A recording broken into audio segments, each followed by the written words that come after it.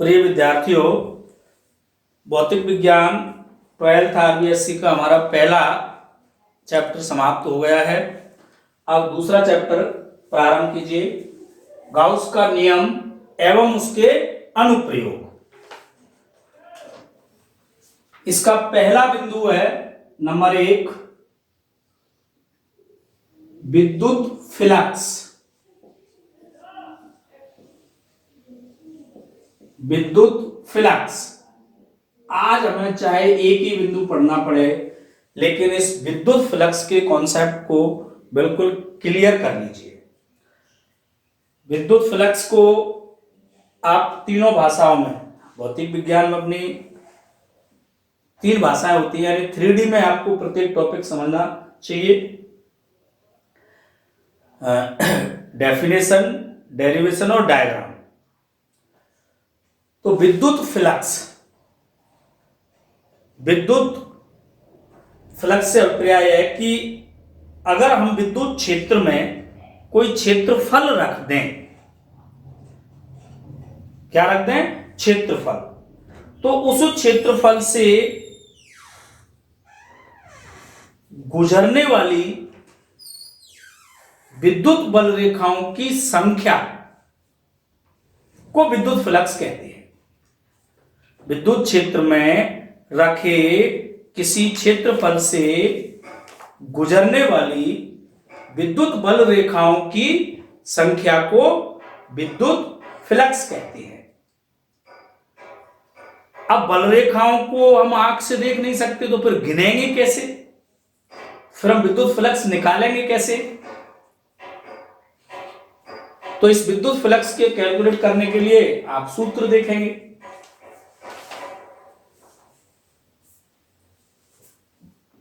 जैसे ये कोई क्षेत्रफल है ए, क्षेत्रफल को ए से लिख रहे हैं, और ये भी ध्यान देंगे जो बच्चे ये नहीं जानते हैं कि क्षेत्रफल सदिश राशि है कि अदिश राशि है। तो क्षेत्रफल सदिश राशि है, और क्षेत्रफल की जो दिशा होती है वो उसके तल के लंबवत होती है। जैसे एक डिस्क है ये, तो इसके तल के लंबवत, ऐसे यूं क्षेत्रफल की दिशा होगी।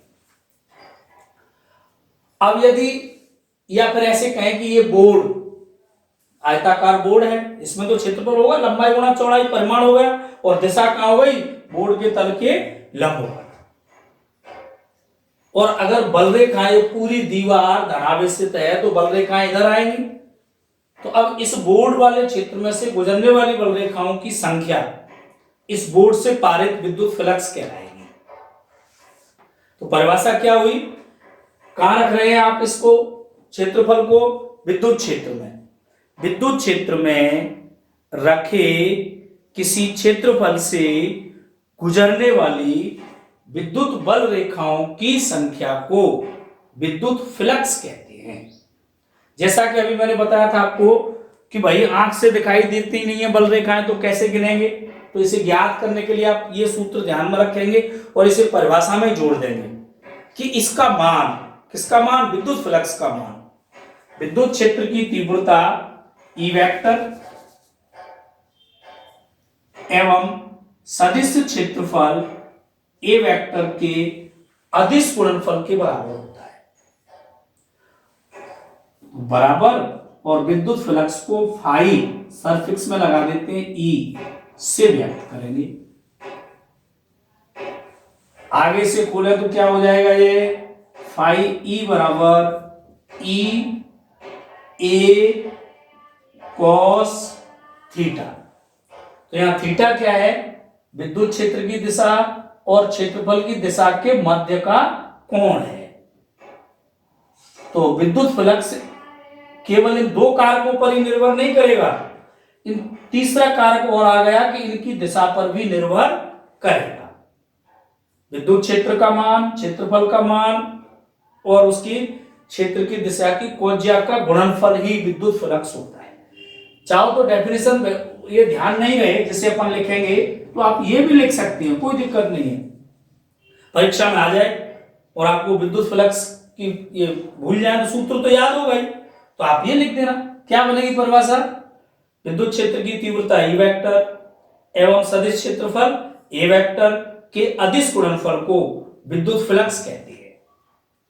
और अदिश गुणनफल हो रहा है तो कैसी राशि होगा, ये अदिश राशि होता है। इसे फाई ई से व्यक्त करते हैं, ई सफिक्स में लगा देते हैं। और इसका एसआई मात्रक, तो मात्रक यहां से निकाल दीजिए। इसके दो मात्रक थे, ई को इसमें मापा था, ई बराबर एफ बटे क्यू यानी न्यूटन प्रति कूलम या वोल्ट प्रति मीटर, और ए मीटर स्क्वायर। इसकी इकाई क्या बन गई, न्यूटन मीटर स्क्वायर प्रति कूलम, या volt into metre, volt into metre, volt प्रति metre into metre square, 1 metre कट जाएगा, वोल्ट इंटू मीटर।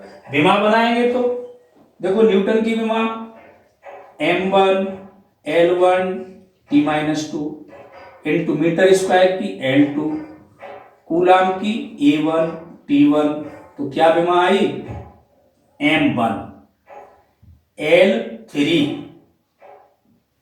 डायमेंशन हो गई L3 T-3 A-1, ये इसकी डायमेंशन आ जाएगी। तो ये परिभाषा आ गई, ये गणितीय रूप में सूत्र आ जाएंगे, ये विमा आ जाएगी, ये इकाई आ जाएगी। इसकी सारी चीजें एक एक बिंदु याद रखना, क्योंकि एक नंबर में वो कुछ भी पूछ सकता है आपको। पूरी परिभाषा नहीं पूछे, ये पूछ ले विद्युत फ्लक्स का मात्रक लिखिए, तो ये लिखना है आपको। और ये सारी चीजें आपको यहीं से पता चल रही है। एक कॉन्सेप्ट, मूल कॉन्सेप्ट यही अगर आप याद कर ले तो इससे सारी चीजें आप बना सकते हैं। परिभाषा भी बना सकते हैं, मात्रक भी बना सकते हैं, विमा भी बना सकते हैं। और इसे थोड़ा सा आगे बढ़ाए कि अगर क्षेत्रफल पूरा नहीं है, कोई पूरे क्षेत्रफल में से अल्पांश की बात की जा रही है, तो अल्पांश के लिए विद्युत फ्लक्स का सूत्र क्या बनेगा, अल्पांश के लिए किसी इस पृष्ठ पर एक छोटा सा अल्पांश लें, इतना सा अल्पांश ले लिया, इस डीए, इसके क्षेत्रफल का मान कितना है डीए, तो इसमें से फ्लक्स भी कम निकलेगा, यानी फ्लक्स को भी डी फाई से लिखेंगे। तो डी फाई ई बराबर E vector dot DA vector. और यदि इस तरह से अल्पांशों में बटा हुआ फ्लक्स पूरे पृष्ठ पर सममित है, तो फिर उस पूरे पृष्ठ से गुजरने वाला कुल फ्लक्स इसका समाकलन करके ज्ञात किया जा सकता है। तो संपूर्ण पृष्ठ के लिए सूत्र आ जाएगा, यानी संपूर्ण पृष्ठ से निर्गत विद्युत फ्लक्स, क्या सूत्र बनेगा इसका, समाकलन करेंगे, डी फाई का समाकलन करेंगे तो फाई समाकलन ई वेक्टर डॉट डी वेक्टर, या फाई ई बराबर समाकलन E D A cos theta. इससे ज्यादा कुछ भी नहीं पढ़ना है आपको विद्युत फ्लक्स में। तो ये विद्युत फ्लक्स का पूरा बिंदु एक ही उंगलियों पर याद चाहिए मुझे। बताइए कैसे बताओगे, पहले परिभाषा, फिर किससे व्यक्त करते हैं, फाई ई से, इकाई, विमा, आदिश या सदिश राशि तो अदिश राशि है, और ये सूत्र, ये सूत्र में तो कोई दिक्कत है ही नहीं। तो यहां पर लिखेंगे परिभाषा, विद्युत क्षेत्र में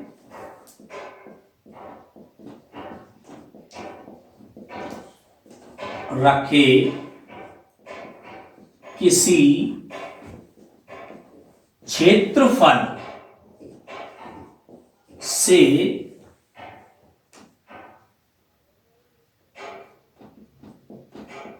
गुजरने वाली विद्युत बल रेखाओं की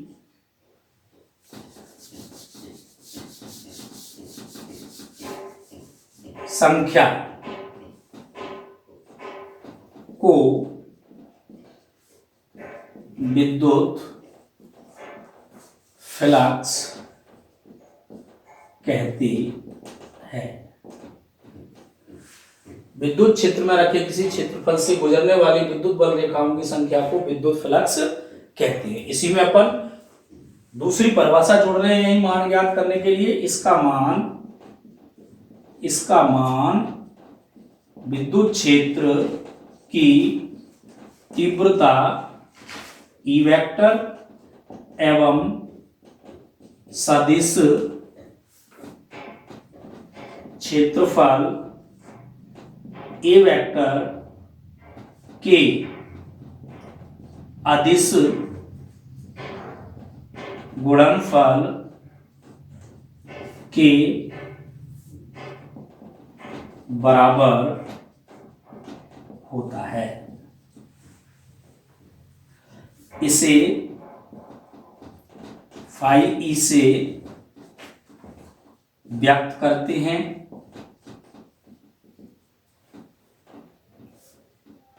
यह अदिश राशि, अदिश गुणनफल है तो अदिश राशि आएगा। यह अदिश राशि होता है और इसका एसआई मात्रक न्यूटन मीटर स्क्वायर प्रति कूलम या वोल्ट इनटू मीटर एवं विमा M1 L3 T-3 A-1 होती है।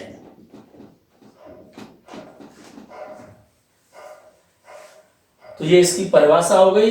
ये भी परिभाषा है और ये भी परिभाषा है। अथवा करके ऐसे भी लिख सकते थे, विद्युत क्षेत्र की तीव्रता ई वेक्टर एवं सदिश क्षेत्रफल ए वेक्टर के अदिश गुणनफल को विद्युत फ्लक्स कहते हैं। अपन ने इसको परिभाषा मान लिया और ये मान ज्ञात करने वाली चीज लिखी, याद कर लेंगे इसे फाई ई से व्यक्त करते हैं। यह अदिश राशि होती है। एसआई मात्रक न्यूटन मीटर स्क्वायर प्रति कूलम और विमा M1 L3 T-3 A-1 होती है। अब इसका सूत्र निकाल दीजिए। सूत्र में आप ये कह देंगे, यदि विद्युत क्षेत्र ई वेक्टर में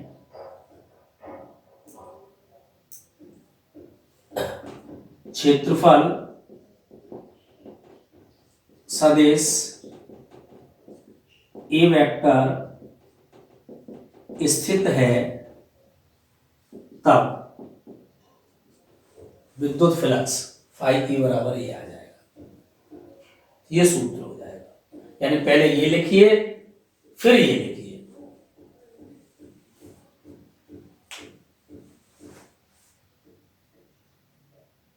तो देखिए विद्युत फ्लक्स का पहला उदाहरण, यानी मैंने 3 प्रकार के सवाल इस पर आपको बताया। पहले प्रकार का सवाल देखिए, उदाहरण नंबर 1, विद्युत क्षेत्र 3i cap plus 4j cap minus k cap Newton प्रति कूलम में एक 3i cap plus 2k cap centimetre square की एक प्लेट स्थित है, तो प्लेट से निर्गत विद्युत फ्लक्स ज्ञात कीजिए। जैसा कि आपको बताया है, आपको न्यूमेरिकलों का प्रिंसिपल बनना है। कैसे? दी गई चीजों को लिखिए। क्या दे रखा है? विद्युत क्षेत्र। तो विद्युत क्षेत्र को ई से लिखते हैं, ये परिमाण है, ये दिशा साइड दे रखा है, तो ये ई वेक्टर का मान दे रखा है हमें। तो ई वेक्टर बराबर 3i cap plus 4j cap minus k cap Newton प्रति कूलम। इकाई एसआई पद्धति में ही बदलनी है, तो ये तो एसआई में है ही। अब आगे ये क्या है? वर्ग सेंटीमीटर। प्लेट का क्या है? ये क्षेत्रफल है। इकाई से भी पहचान करेंगे आप। तो ये दे रखा है अपन को क्षेत्रफल, यानी ए दिशा साइड दे रखा है, तो ए कैप बराबर है 3i cap plus 2k cap centimetre square. अब ये दोनों इकाई देखें, ये एसआई में है, ये सीजीएस में है, तो इसे भी सीजीएस को एसआई में कन्वर्ट कीजिए।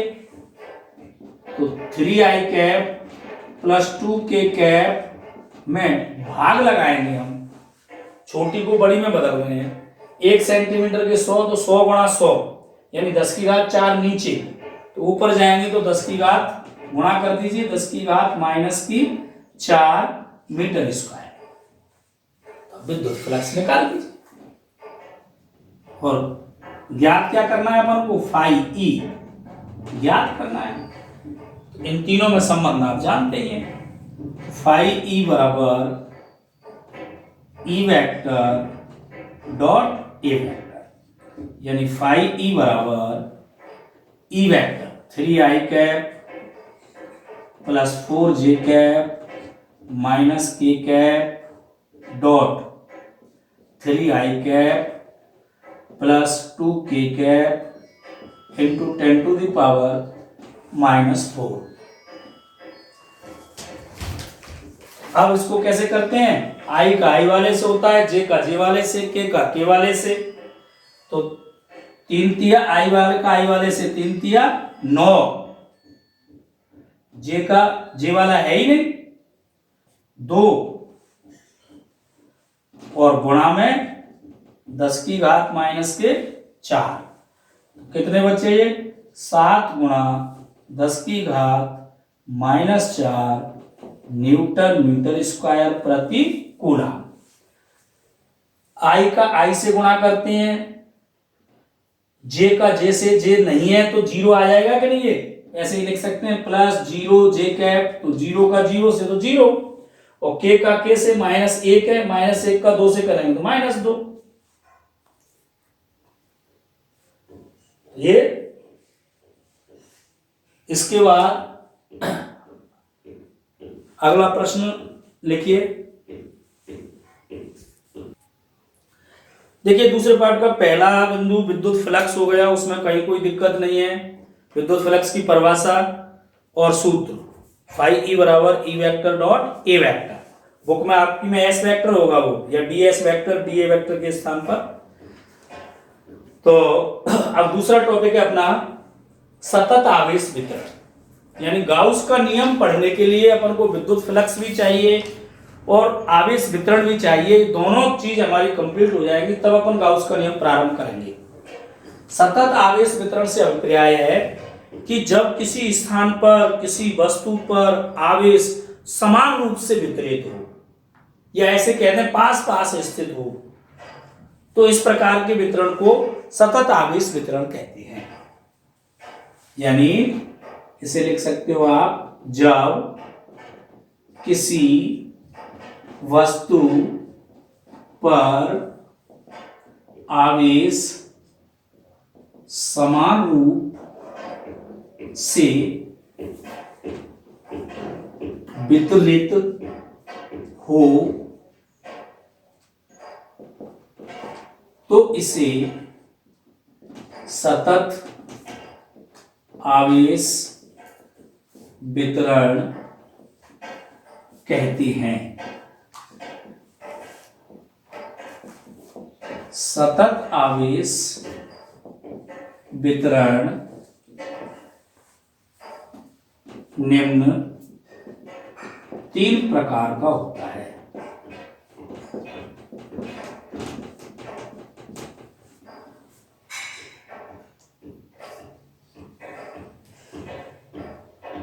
नंबर 1 रेखीय आवेश वितरण,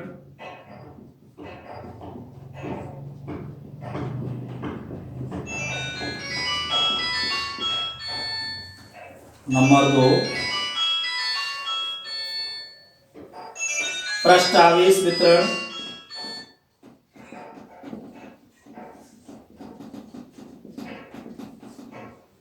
और नंबर 3 आयतन आवेश वितरण।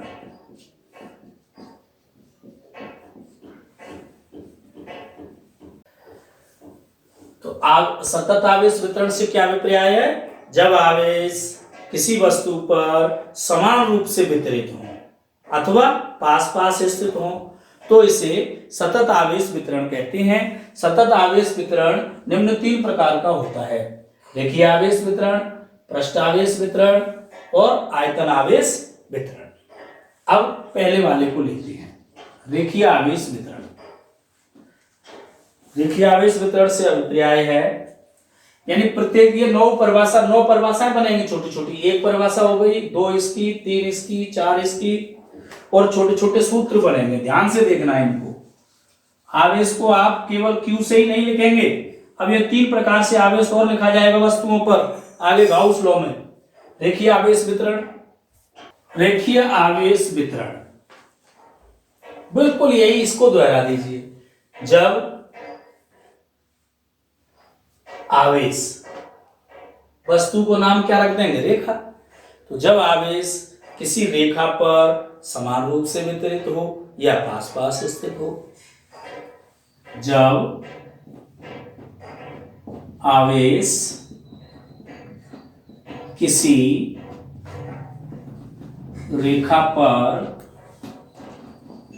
समान रूप से वितरित हो, आवेश वितरण। जब आवेश किसी रेखा पर समान रूप से वितरित हो या पास पास स्थित हो, यही परिभाषा दोहरानी है। तो इसे रेखीय आवेश वितरण कहते हैं। यानी ये एक रेखा है, ऐसे ही इस पर आवेश वितरित है। मान लीजिए इस रेखा की टोटल लंबाई है L। कितनी लंबाई है? L। और कुल आवेश का मान है Q। यहां से यहां तक कुल आवेश Q है। Q आवेश हमने L लंबाई पर समान रूप से वितरित कर दिया। तो इसकी इकाई लंबाई पर आवेश का मान रेखीय आवेश घनत्व कहलाएगा। तो यहां इसमें जो मुख्य परिभाषा है जिसके लिए ये रेखीय आवेश वितरण और ये वितरण पढ़ रहे हैं, वो रेखीय आवेश घनत्व की है, उसे आप याद रखेंगे हमेशा। तो अलग से इसमें टॉपिक डाल लेंगे, रेखीय आवेश घनत्व। क्या परिभाषा बनेगी? L आवेश, वो L लंबाई पर Q आवेश स्थित है, तो इकाई लंबाई पर कितना आवेश आएगा? 1 रुपए में 5 केले आते हैं या 5 रुपए में 10 केले आते हैं, तो 1 रुपए में कितने केले आएंगे? 10/5। तो L लंबाई पर Q आवेश है, L पर Q, तो L की जगह क्या ला रहे हैं? 1। यानी L में L का भाग दिया तो इधर भी L का भाग नीचे आ जाएगा, तो Q/L। तो परिभाषा होगा इसकी रेखीय आवेश घनत्व। क्या परिभाषा बनी? इकाई लंबाई पर आवेश का मान रेखीय आवेश घनत्व कहलाता है। इसे लैम्डा से व्यक्त करते हैं।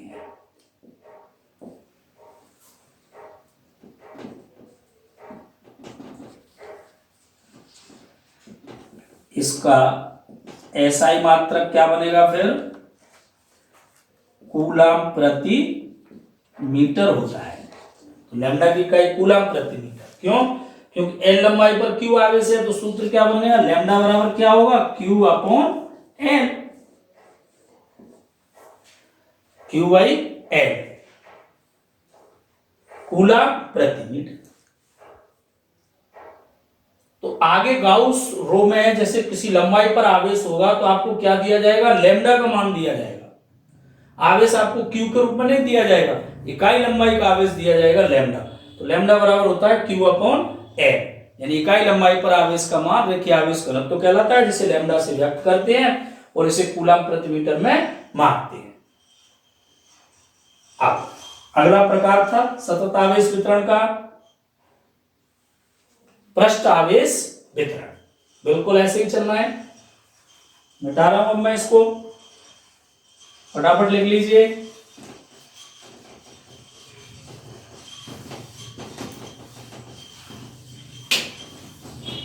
जल्दी लिखो लिखने वाले।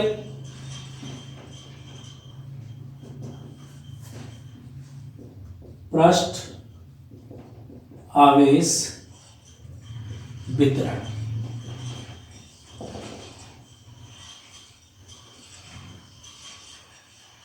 बिल्कुल यही परिभाषा, यहीं से दोहरा सकते हैं, मेरे बताने की आवश्यकता नहीं है, लिख सकते हैं। जब आवेश किसी रेखा की जगह क्या आ जाएगा? पृष्ठ पर समान रूप से वितरित हो तो इसे पृष्ठ आवेश वितरण कहते हैं। फिर टॉपिक डल जाएगा क्या, पृष्ठ आवेश घनत्व।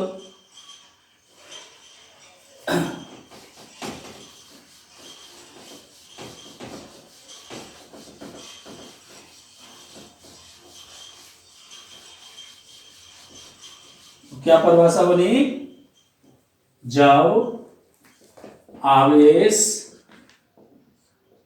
किसी पृष्ठ पर समान रूप से वितरित हो तो उसे पृष्ठ आवेश वितरण कहते हैं। हमें पढ़ना है पृष्ठ आवेश घनत्व।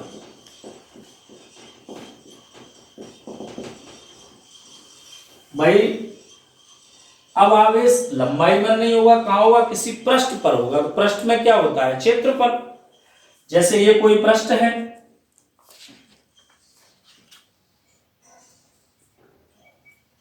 इसका क्षेत्रफल है ए क्षेत्रफल पर इस तरह से ये कुल आवेश Q स्थित है। तो वही L लंबाई पर कुल आवेश Q था, तो इकाई लंबाई पर आवेश Q/L। ऐसे ही ए क्षेत्रफल में कितना आवेश वितरित है, Q। तो इकाई क्षेत्रफल में वितरित आवेश का मान क्या होगा, Q/A। इसे लिखेंगे हम सिग्मा से। ये छोटे आधे नाव वाला सिग्मा होता है और इसका नाम होता है पृष्ठ आवेश घनत्व। तो क्या परिभाषा बनी पृष्ठ आवेश घनत्व की, ए को इकाई लेंगे, क्या है फिर ये, क्षेत्रफल। तो इकाई क्षेत्रफल पर यानी एकांक क्षेत्रफल पर आवेश का मान पृष्ठ आवेश घनत्व कहलाता है। इसे सिग्मा से व्यक्त करते हैं। इसका एसआई मात्रक क्या बनेगा, कूलम प्रति मीटर स्क्वायर, और सूत्र हो गया सिग्मा बराबर Q/A। परिभाषा बन गई, एकांक क्षेत्रफल पर आवेश का मान पृष्ठ आवेश घनत्व कहलाता है। इसे सिग्मा से व्यक्त करते हैं।